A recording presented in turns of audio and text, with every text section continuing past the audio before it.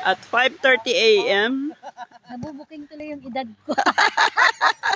I am watching the restoration of Puerto Galera 1994, 30 Sandcastle. years ago. Naku. So 40 years Paano ako ago, maging 18 ngayon? booking na booking ka. 30 years ago, nandito na ako. ito ko, puro kubo. Paano ko sasabihin na 18 ako? Hindi ka makadeny, friend. Huling-huli ka. 30 years ago. So, ito, sabi ni Kuya, sabi nila, sinira ng aso. taong lasing. Yung asong itim ang ulo. Pero may bakas ng aso. Para pagbintangan yung aso, parang claw, ginanon. Magaling din ang salarin din eh.